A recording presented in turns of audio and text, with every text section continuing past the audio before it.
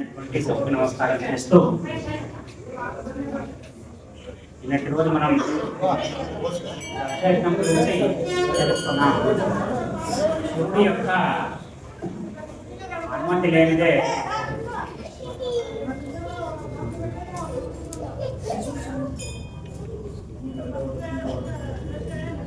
శివుడి యొక్క అనుమతి లేకుండా జరిగే ఏ యజ్ఞం కానీ యాగం కానీ ఫలవంతం కాదు అని చెప్పడానికి దక్షయజ్ఞం ఒక మంచి ఉదాహరణ. ఒక యజ్ఞ యాగానికి ఏదైనాకైనా కానీ శివుడి అనుమతి లేకుండా జరగకూడదు. నిరీశ్వర యాగం అస్సలు జరగకూడదు. అలా జరిగితే ఎంతటి ఉపద్రవం జరుగుతుందో దేవతలకే దిక్కు లేకుండా అయిపోతుంది మరణం. అలాగా శివుడిని ఎప్పుడూ వదలకూడదు అని నిన్న మనం తెలుసుకున్నాం. ఇంకా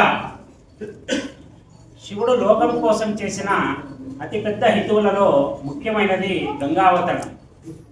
ఎందుకంటే గంగని భూమి మీదకి తేవడానికి ఒక మహర్షి చేసిన ప్రయత్నం సామాన్యమైన ప్రయత్నం కాదు. ఒక మనిషి యొక్క సంకల్ప బలాన్ని ప్రపంచానికి చాటి చెప్పడానికి పురాణాల్లో మనకి ఈ ప్రస్తావన కనిపిస్తుంది. సగర చక్రవర్తి పాలిస్తున్న రోజుల్లో అతనికి 60,000 మంది కుమారులు. 60,000 మంది కుమారులు తమ రాజ్యం యొక్క విస్తరణకు గాను ఒక అశ్వమేధ యాగాన్ని తెరపెడతారు. అశ్వమేధ యాగం అంటే ఒక యాగాన్ని చేస్తూ ఆ యాగంలో ఒక అశ్వాన్ని నిలబెడతారు. తెల్లటి అశ్వాన్ని, జాతి గుర్రం. అది ఎంత తెల్లగా ఉంటుందంటే ఇంద్రలోకం నుంచి వచ్చిందా అన్నట్టు ఉంటుంది. అటువంటి ఒక అశ్వాన్ని తీసుకొని వచ్చి యాగశాలలో పెట్టి పూజ చేసి దాన్ని ఈ ముఖ భాగంలో ఒక రాగి రేకుని ప్రతిష్టాపన చేస్తారు. ఏమని సారాంశం అంటే ఇది ఫలానా సగర చక్రవర్తి చేస్తున్న అశ్వమేధ యాగం. ఈ గుర్రం ఎక్కడెక్కడ ఏ రాజ్యాల్లో పోతుందో ఆయా రాజులు ఒకటి వీళ్ళ దగ్గరికి యుద్ధానికైనా రావాలా లేదా శరణాగతి పొంది వాళ్ళకి సామంతులుగా మారాలి. అది ఒక వార్నింగ్ లెటర్ ఆ గుర్రానికి పెట్టేసి అలా వదులుతారు. అశ్వమేధ యాగం చాలా డిగ్నిఫైడ్గా పౌరుషంగా చేసే ఒక యాగం. ఎందుకంటే ఆ టైంలో ఎవడైనా వినలేదు, ఎదురు తిరుగుతున్నాడంటే వాడిని ఢీకొనే శక్తి కూడా మనలో ఉండాలా.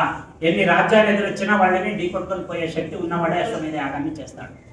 చిన్న చిన్న రాజ్యాల వాడికి చేసే సాధ్యం కాదు. అలాగా సగర చక్రవర్తికి 60,000 మంది పిల్లలు. ఆ ధైర్యంతో ఆయన ఏం చేస్తాడు, మా పిల్లల్ని దాటుకుని ఎవడొస్తాడు, ఒక అశ్వమేధ యాగాన్ని చేస్తూ మనం ఈ రాజ్య విస్తరణ చేసుకుంటూ ముందుకు వెళ్ళిపోవాలి. అలాగా వెళుతూ ఏం చేస్తారంటే ఆకాశాన్ని పూజ చేసి దాన్ని తాడిచ్చేసి వదిలేస్తారు. దాని వెనుక ఒక సైన్యం పరిగెడుతుంటుంది వెనకల. అది ఎలా పోతే అలా వీళ్ళు దాని వెనుక పరిగెడుతూ పోతుంటారు. ఏ రాజ్యంలో పోతుందో ఆ రాజ్యం యొక్క సామంతుల్ని కలవడం, వాళ్ళ యొక్క మాటను చెప్పడం, సామంతుల్ని తీసుకొని వచ్చి రాజు దగ్గర అర్పించడం, సామంతులుగా మారి ఆయనకి కప్పం కట్టడానికి ఒప్పుకోవడం. ఇది మామూలుగా జరిగే ప్రక్రియ. ఇలాగా వెళుతూ వెళుతూ వెళుతూ చాలా రాజ్యాలు దాటుకు వెళ్తుంది ఆ గుర్రం యాగాశ్వం. చివర అక్కడికి ఏం చేస్తుంది, అది ఒక దగ్గర ఒక ఆశ్రమం ఉంటుంది. ఆ ఆశ్రమం వచ్చేసి కపిల మహర్షి ఆశ్రమం.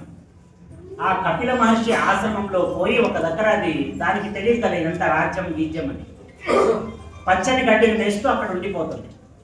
అలా ఉన్నప్పుడు వీళ్ళు బట్టలు అనేది మిస్ అయిపోతుంది, ఎక్కడికి పోయిందో అర్థం కాదు. అంతా వెతకడం స్టార్ట్ చేస్తారు. చాలాసేపు దొరకకపోతే ఏం చేస్తారు, ఇమ్మీడియట్గా రాజుకి తెలపాలన్నమాట. ఒక వేగు ద్వారా చెప్పి పంపిస్తారు, ప్రభు గుర్రం కనపడడం లేదు. యాగాశ్వాన్ని కాపాడుకోలేని వాడు యాగాన్ని పూర్తి చేయలేడు. అది పెద్ద అపశృతి ఉన్నట్ల, ఆ వంశానికి ఒక అవమానం ఉన్నట్ల.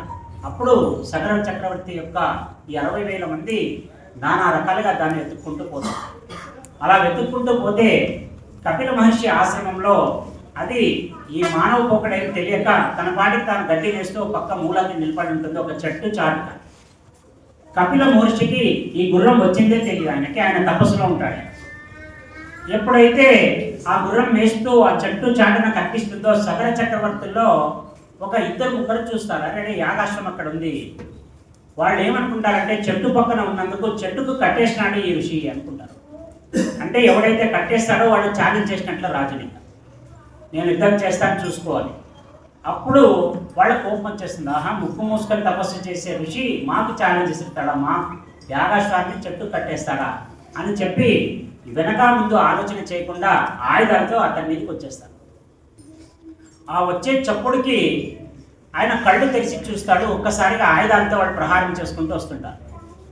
ఆయనకి ఎక్కడ లేని కోపం వచ్చేస్తుంది. ఆహా, ఒక ఆశ్రమ ఋషిని తపస్సు నా పాటికి నా ఆశ్రమంలో నేను చేసుకుంటూ కూర్చుంటే నాకు దౌర్జన్యం చేస్తారా?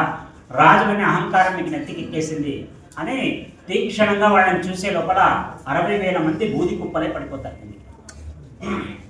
ఆయన తపశ్శక్తి ఎటువంటి చూడండి, ఒకరిద్దరు కాదు, 60,000 మందిని బూది కుప్పలు చేసేసి మళ్ళీ ఆయన తపస్సు పూర్తిస్తారు. ఇక్కడ సగర చక్రవర్తికి ఈ విషయం తెలుస్తుంది. ఒక్కసారిగా ఋషి యొక్క శాపబలం ఎంత గట్టిగా ఉంటుందంటే పోయి శరణ వెళ్ళాడు. ఎందుకంటే వాళ్ళు ఆయుధాలతో ప్రహారం చేయడానికి వచ్చినారు ఆయన మీద. ఇప్పుడు ఏం చేయాలో అర్థం కాదు. ఆయన దగ్గరికి పోతే ఏం శాపం పెడతాడో తెలియదు. ఇప్పటి వరకు వాళ్ళ వరకు ఉండేది మొత్తం ఇక్ష్వాకు వంశానికే వచ్చేస్తుందనే భయంతో సగర చక్రవర్తి ఆయన దగ్గర వెళ్ళడానికి భయపడతాడు. ఇది ఇలా ఉండగా బూడిద కుప్పలైపోయిన సగర చక్రవర్తులకి ఈ పెద్దలకు చేసే మనం ప్రక్రియ ఉత్తర క్రియలు ఏవైతే ఉంటాయో వాళ్ళని మనం చేసే ఉత్తర క్రియల ద్వారా వాళ్ళు స్వర్గానికి వెళ్ళాలని మనం చేస్తాం. మేము ఎవరైనా ఒక వ్యక్తి పోతే పెద్ద కర్మాన్ని చేస్తాము. అలా చేయడం ద్వారా ఏమవుతుందంటే ఆత్మ అక్కడెక్కడ తిరిగిపోకున్నట్టు ఒక ఉత్తమ గతి దానికి ప్రార్థించాలా, భగవంతుడు ఈ ఆత్మని తనలో చేర్చుకోవాలని మనం ఈ పూజలు పునస్కారాలన్నీ చేస్తాం. ఎప్పుడైతే సగర చక్రవర్తులు శాపవశాన కాలిపోయినందుకు వాళ్ళకి స్వర్గానికి పోవడానికి, ఎందుకంటే క్షాత్రధర్మం ప్రకారం ఒక యుద్ధం చేస్తూ చనిపోతే స్వర్గానికి వెళ్ళిపోవాలి వాళ్ళు. కానీ ఇక్కడ ఋషి శాపంకి వాళ్ళు వీరత్వంతో పోలేరు. ఒక ముని శాపానికి పోయినందుకు గాను వాళ్ళు ఇక్కడే ఉండిపోతారు. ఇక్కడ అధోలోకానికి వెళ్లకుండా ఇక్కడే ఉండిపోతారు ఈ 60,000 మంది ఆత్మరూపాలు.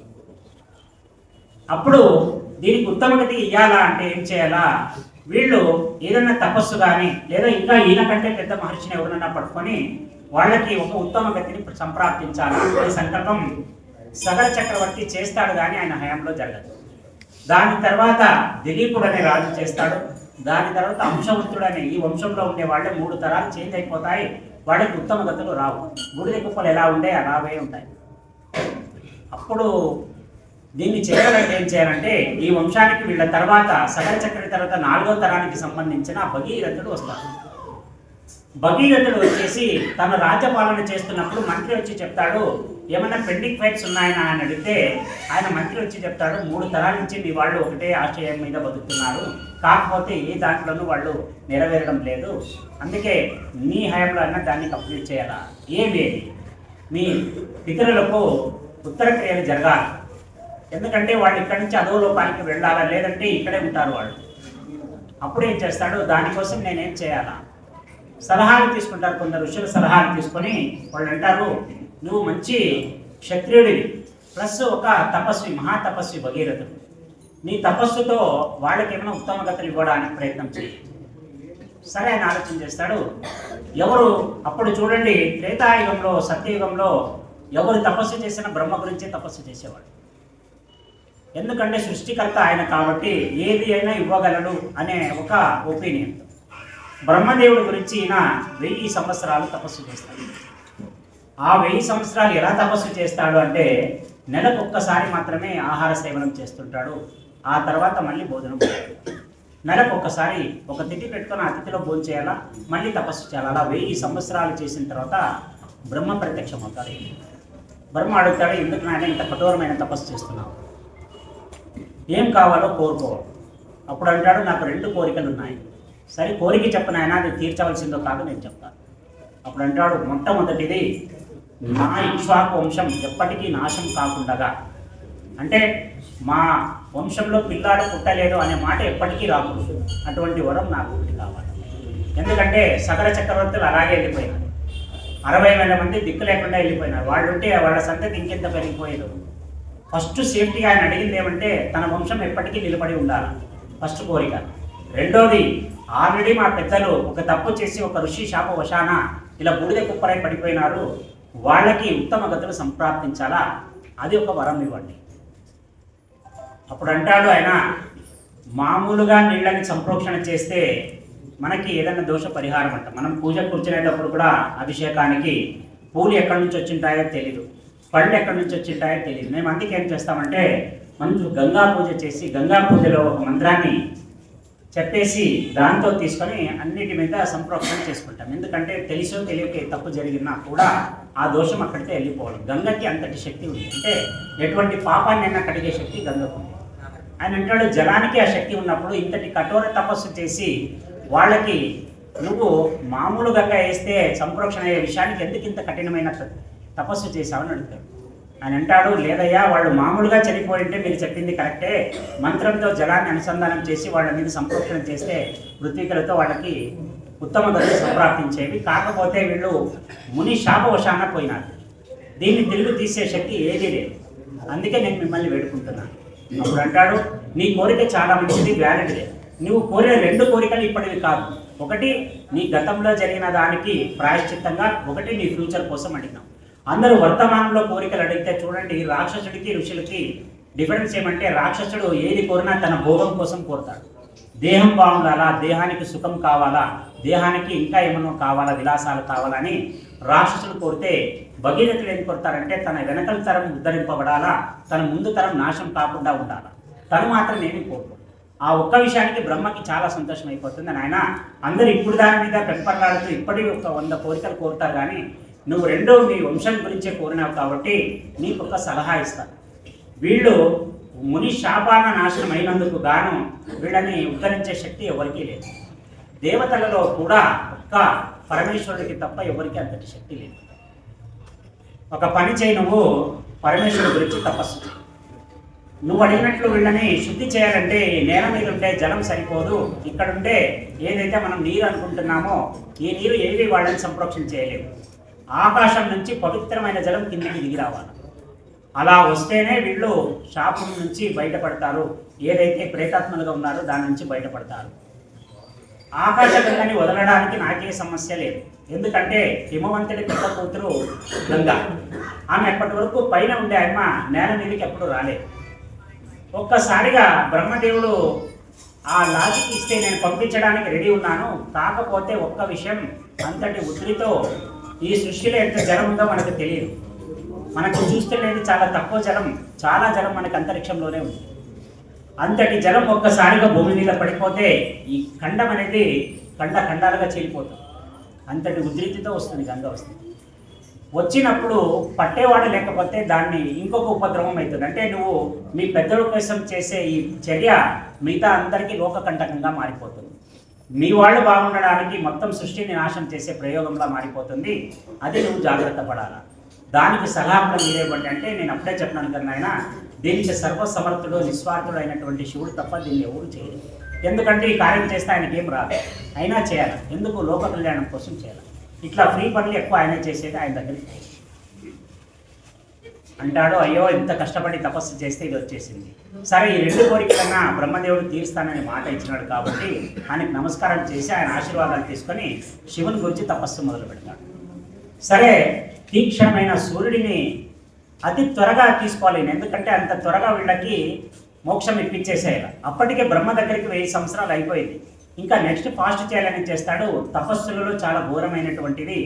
ఒక ఒంటి కాలు మీద నిలబడి ఒక కాలుని ఇంకో కాలుకి మడచపెట్టి 2 చేతుల్ని ఇట్లా పైకెత్తి తదేకంగా వస్తున్న సూర్యుడిని, మండే సూర్యుడిని, మామూలు సూర్యుడిని కాదు, లేత ఎండని కాదు, బాగా మండుటెండ వచ్చినప్పుడు 2 కళ్ళని తెరిచి ఇలాగే శివుడిని చూస్తూ ఇలాగే నమస్కారం చేస్తూ తపస్సు చేస్తాడు. కొన్ని 100 సంవత్సరాలు చేస్తాడు. అలా అందులో నుంచి చెమట కాదు నెత్తురు కాడం మొదలైపోతుంది. కంటి నరాలు చిట్లిపోతాయి. అయినా వదలడు. నేను చేయాలనుకున్నాను, చేయాలి. అలా చేస్తున్నప్పుడు శివునికి చాలా బాధ అనిపిస్తుంది. అదే ఇంత కష్టపడుతున్నాడు వీడు. అప్పుడు ప్రత్యక్షమై అడుగుతాడు, అయినా ఏం కావాలని, ఎందుకు ఇంత ఘోర తపస్సు? అప్పుడు అంటాడు ఆయన, అయ్యా ఇదివరలో నేను బ్రహ్మ గురించి ఒక తపస్సు చేశాను. ఆయన మీ పేరు సూచించారు. ఎందుకంటే నేను చేస్తున్న ఈ కార్యక్రమంలో సమిధగా మారిపోవాలి ఎవరైనా. ఎందుకంటే గంగ పడిన తర్వాత ఎవరు ఉంటారో ఎవరు లేదో తెలియదు. అంతటి ఉధృతమైన గంగని భరించేవాడు నువ్వు మాత్రమే అని బ్రహ్మదేవుడు చెప్పినందుకు నీ గురించి నేను తపస్సు చేశాను. నీ స్వరూపాన్ని చూస్తుంటే అంతకు 100 నమ్మకం పుడతా ఉంది నాకు. నువ్వే నన్ను కాపాడాలా, నా పితరులకి ఒక మంచి ఉత్తమ గతిని సంప్రాప్తించడానికి నేను కష్టపడుతున్నాను, మీరు సహాయం చేయాలా. ఆయన అంటాడు, గంగ పడితే పట్టుకోవడానికి నాకు ఏ సమస్య లేదు. నేను రెడీ అయి నిలబడిన తర్వాత పడమని చెప్పు. అప్పుడు భగీరథుడికి చాలా సంతోషం అయిపోతుంది. అబ్బా ఎంత కష్టపడినాను ఈ రోజుకి, శివుడు ఎంటర్ అయిపోయినాడంటే సగం ప్రాబ్లం సాల్వ్ అయిపోయినాడు, ఏమన్నా వస్తే ఆయన చూసుకుంటాడు. అప్పుడు ఆలోచన చేసి ఆమె బ్రహ్మదేవుడి గురించి మనసులో స్మరించి, అయ్యా మా స్వామివారు రెడీ అయిపోయినారు, ఇంకా మీరు గేట్లు ఎత్తారు అక్కడి నుంచి. బ్రహ్మదేవుడు ఆదేశానుసారం గంగ కిందికి రావాలని బ్రహ్మదేవుడు ఆదేశం పంపిస్తాడు పైన గంగ. ఆమె అప్పటి వరకు ఆకాశంలో ప్రపంచంగా స్వచ్ఛమైన గాలిలో స్వచ్ఛమైన ప్రపంచంలో ఉండే ఆయమ్మ అప్పుడు అనుకుంటుంది, భూమి మీద నేనెందుకు రా, శాపగ్రస్తులు పోయే భూమి మీదకి, మనుషులు ఉండే భూమి మీదకి నేనెందుకు పోవాలా. కాకపోతే బ్రహ్మదేవుడు ఆదేశం అయిపోయింది కాబట్టి నువ్వు ఖచ్చితంగా వెళ్ళిపోవాలా. ఆమెకు కోపం వస్తుంది, ఇక్కడ యాద ప్రశాంతంగా ఉండేదాన్ని దాన్ని తీసుకుని పోయి ఆడ పారేస్తారు కదా. సరే పడతాను, సరే నేను పడతాను, నన్ను భరించేవాడు భూమి భరిస్తుందా నా తాకిడిని అంటూ. దాన్ని ఒక ఆయన ఆల్రెడీ రెడీ అయిపోయినాడు, నువ్వు వెళ్ళి పడాలంటే. చోటు ఎక్కడ? హిమాలయ పర్వతాలు.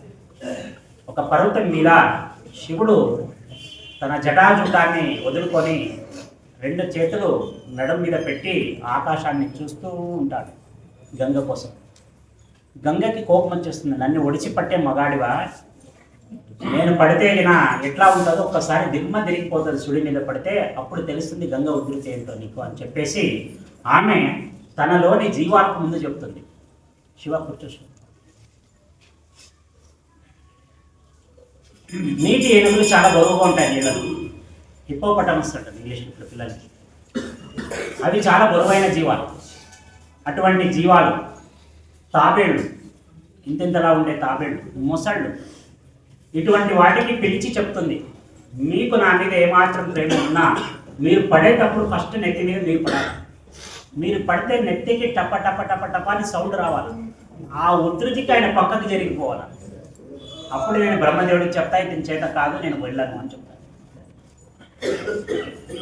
వీళ్ళు అందరు పాపం ఇంకా గంగలో ఉండేవాళ్ళే ఆమె కింద ఉండేవాళ్ళు ఎట్లా లేదంటారు. రైట్, ఓకే అమ్మా మీరు చెప్పిందే రైట్ అని ఓకే స్టార్ట్ చేస్తాను. ఈయన ఒక పక్క జటాన్ని వదులుకొని తెలిసి ఇతనికి ఈ నాటకాలన్నీ జరుగుతాయని ఒక కాలు నెత్త మీద పెట్టి ఒక కాలు కింద పెట్టి 2, ఎందుకంటే ఒక బరువు మోసేటప్పుడు ఒక్కొక్క మనిషికి ఒక్కొక్క టెక్నిక్ ఉంటుంది. మీరు వెయిట్ లిఫ్టర్స్ని చూస్తే వాళ్ళు ఒక్కసారిగా ఎత్తుతారు, వాళ్ళు ఒక్కొక్క స్టెప్ ఎత్తుకొని లాస్ట్కి వెయిట్ లిఫ్టింగ్ ఎత్తుతారు, క్లీన్ అండ్ జర్క్ అంటారు.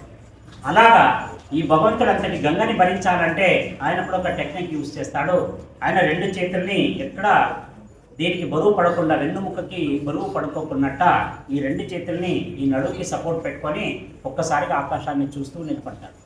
అలా చూస్తే నిలబడ్డప్పుడు పై నుంచి శబ్దం ఎలా వస్తుందంటే శబ్దానికే చచ్చిపోవాలి మనిషి. అటువంటి శబ్దం చేస్తూ గంగ పెడపెడపెడపెడమనుకుంటూ ఉరుములతో మెరుపులతో మెల్లిగా ఒక ఉధృతిగా పరవడం వస్తుంది. ఎలా వస్తుందంటే ఒక డ్యామ్ పగిలిపోతే ఉన్నట్టుండి ఎంత నీళ్లు కిందికి వచ్చేస్తాయో అంతటి నీళ్లు కింద పడడం స్టార్ట్ అవుతుంది. అప్పుడు శివుడు తన ఆకారాన్ని బాగా అడ్జస్ట్ చేసుకొని గంగ పడే చోట తల పెడతాడు. పెడితే అన్ని టప టప టప టప టప అని పడతాయి అని అలాగే చూస్తుంటాడు. కొద్దిసేపటికి నీళ్లు ఉధృతి అయిపోయిన వెంటనే తన జటాన్ని తీసి గంటు కట్టడం మొదలు పెడతాడు.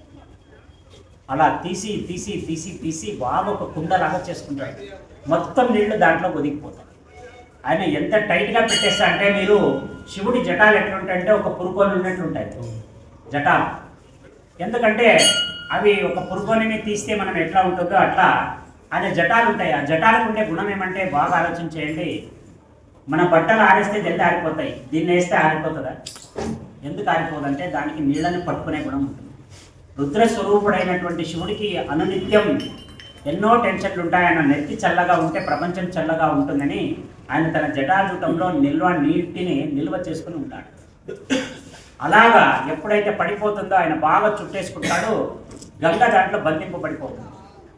గంగకి ఎలా అంటే ఒక్క పాయగా కిందికి కారదామంటే ఒక్క దగ్గర కూడా లీకేజ్ లేకుండా టైట్ కట్టేస్తాడు. భగీరథుడికి పైనుంచి అయితే కిందికి వచ్చేసింది, చాలా సంతోషం అయిపోయింది. కింద చూస్తాడు, ఒక్క చిలుకు కిందికి రావడం. ఇదే అప్ప నేను ఎంత కష్టపడితే ఈయన నెత్తిలకు పెట్టుకున్నాక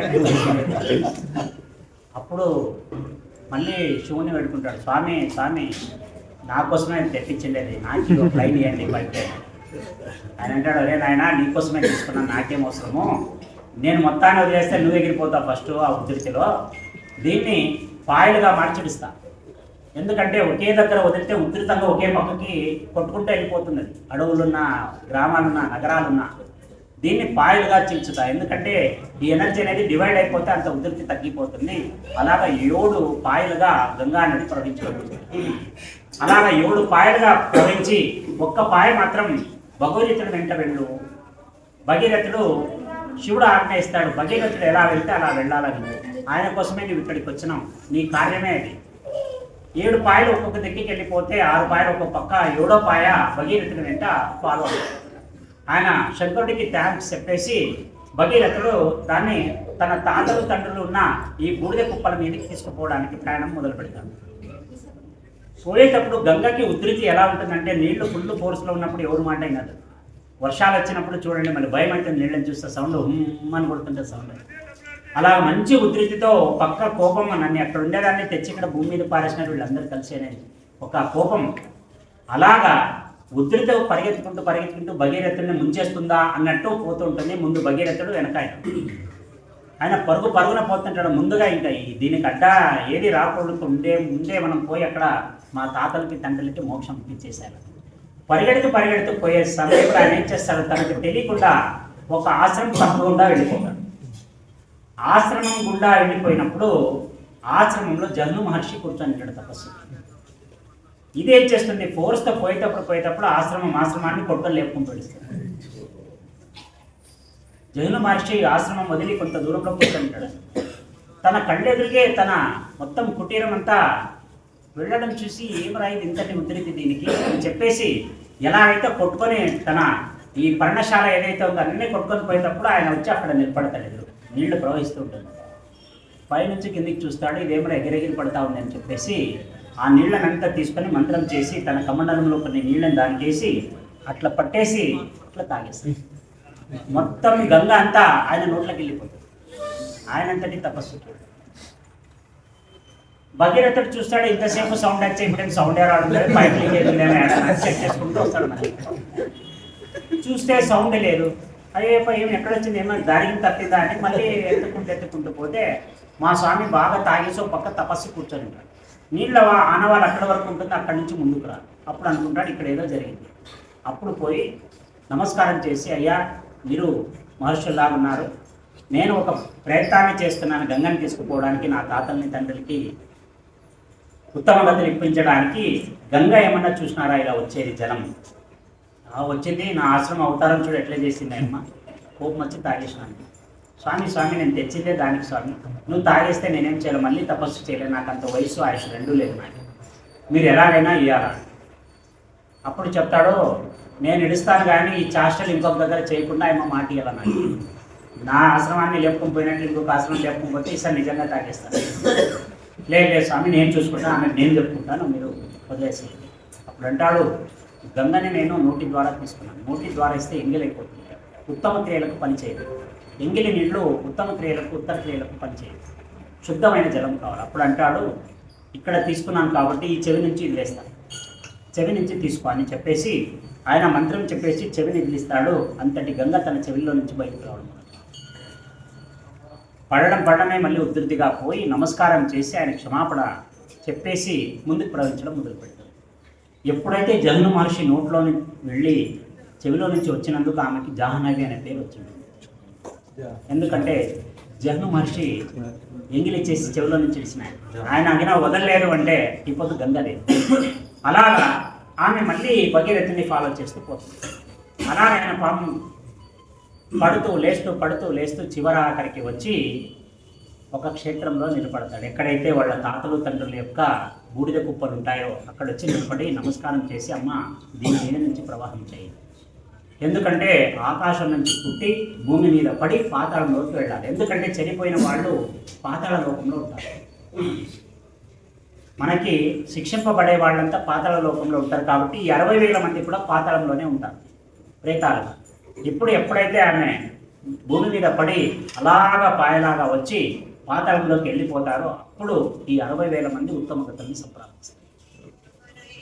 భగీరథుడి ప్రయత్నం అక్కడికి ఒక పట్టాన బయటకు వచ్చేస్తుంది.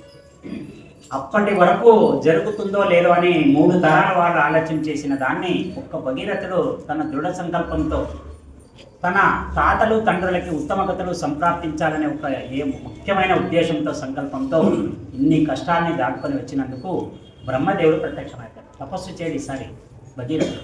బ్రహ్మదేవుడు ఊరలుగా వచ్చేస్తాడు. ఒరే నేను ఇంతమందిని చూసినాను రా, ఇన్ని కష్టాలను దాటుకొని వచ్చి నువ్వు ఎన్ని తపస్సులు చేసావు, ఎంతమందిని వేడుకున్నావు నీ తాతల తండ్రుల కోసం. అందుకే ఈ రోజు నుంచి ఈ పవిత్ర గంగకి ఆకాశ గంగ అని పేరు ఉండేది. ఈ రోజు నుంచి భాగీరథి అనే పేరు కూడా వస్తుంది. ఎందుకంటే భగీరథుడు తెచ్చిచ్చాడు కాబట్టి. ఈ జాతి ఎప్పటికీ నీకు రుణం పడి ఉంటుంది. ఈ రోజు నుంచి ఈ గంగ ఎంతటి పవిత్రరాలు అంటే ఎందుకు పవిత్రరాలు అయింది అనే సంశయం మనకు వస్తుంది. పైనుంచి కిందికి వచ్చినంత మాత్రాన పవిత్రమా కాదు. కింద పడ్డనే శివుడి శిరస్సు మీద పడింది. అంటే అభిషేకం జరిగింది శివుడికి. ఇప్పుడు మనం తీసుకుంటున్న గంగ అభిషేక జలం. అభిషేకం కాకపోతే దానికి అంత శక్తి లేదు. ఇప్పుడు మనం ఏదైనా సంప్రోక్షణ చేయాలన్నా, మనం ఏం చేయాలన్నా, ఏ కార్యక్రమం చేయాలన్నా ధర్మానికి సంబంధించి ఆ జలం వచ్చేసి అంతటి ముఖ్యం. శివుడి యొక్క ఆపాద మస్తకం అంటారంటే ఈ కాలు బొటన వేలు నుంచి శిరస్సు వరకు మొత్తం తడుచుకుంటూ వచ్చింటుంది గంగ. అలా వచ్చి కిందికి పారింది కాబట్టి అంతటి శక్తి వచ్చింది. ఇప్పుడు కూడా మన ఒక సైంటిఫికల్ రీసెర్చ్ వాళ్ళు వచ్చి గంగలోని వాటర్ని తీసుకొని వాళ్ళు టెస్ట్ చేస్తే ఆల్కలైన్ కంటెంట్ ఉంటుంది. ఆల్కలైన్ ఎంత ఉంటే బాడీకి అంత మంచిది. అటువంటి ఆల్కలైన్ కంటెంట్ గంగా నదిలో అందరూ బట్టలు పిండే చోట చెక్ చేసినారు. వాళ్ళు బాగా తాగే నీళ్ళ కాడ కాదు, అందరూ స్నానం చేసే కాడ టెస్ట్ చేస్తే ఆల్కలైన్ 120 చూపించింది. మామూలుగా అయితే శుద్ధమైన నీటికి 120 వచ్చిందంటే పరమ శుద్ధమైన నీళ్లు ఉన్నట్టు. కాశీలో ఒక మురికి దగ్గర వాడితే 120 వచ్చింది. ఇక నువ్వు సెంటర్లో పోయి నిజమైన గంగను తీసుకుంటే ఇక్కడ మనం తాగే నీళ్ళలో ఆల్కలైన్ కంటెంట్ 700 ఉంటుంది. అంటే డెఫిషియన్సీ ఆఫ్ ఆల్కలైన్ ఏమంటే 700 ఉంటే మొత్తం బ్యాక్టీరియానే ఉంటుంది. దీంట్లో బ్యాక్టీరియాని పోగొట్టే అంశం ఏది ఉంటుంది. అటువంటి కాశీ ఇప్పటి వరకు శుద్ధ జలంగా ఎందుకు ఉంది అంటే పరమేశ్వరికి అభిషేకం తర్వాత మేము దాన్ని వినియోగిస్తున్నాం కాబట్టి ఆ గంగ అలాగే పవిత్రాలుగా ఉండిపోయింది. ఆ గంగ ద్వారా మనం ఎన్నో కార్యక్రమాలు చేసుకుంటున్నాం. మనం అభిషేకం చేసేటప్పుడు కూడా ఫస్ట్ గణపతి పూజ అయిన తర్వాత గంగ పూజ చేస్తాం. గంగ పూజ సంప్రోక్షణ చేసిన తర్వాతే ద్రవ్యాలన్నీ పవిత్రమైన తర్వాత దేవుని పాడతాం. అప్పటి వరకు దేవునికి ముఖ్యం. ఇది ఈ కథ మనకి ఏం చెప్తుందంటే సూచనప్రాయంగా ఒక మనిషి యొక్క సంకల్ప బలం చాలా గట్టిగా ఉండాలి. మనకి వేమన గారు అన్నట్టు పట్టు పట్టగరాదు, పట్టి విడవగరాదు, పట్టిన పట్టి విడిచట కంటే పడి చచ్చుట మేలు విశ్వదాభిరామ వినుగవేమ. ఒక్కసారి పట్టు పట్టేటప్పుడు పట్టుకోకూడదు. పట్టినామా వదలదు. సస్తామా బతుకుతామా, పట్టినామంటే పట్టేసినామంటే. లేదంటే వదిలేయాలనుకుంటే ఫస్ట్లోనే పట్టుకోకున్నట్టు. ఈ శతకం చెప్పే నీతి ఏమంటే మనకి సంకల్ప బలం చాలా దృఢంగా ఉండాలా. మనం ఏదైనా అనుకున్నామంటే ఖచ్చితంగా జరుగుతుంది. అది కేవలం మీ సంకల్ప బలంలోని బలంతో మాత్రమే ముడిపడి ఉంటుంది అని చెప్తూ అయిపోయింది.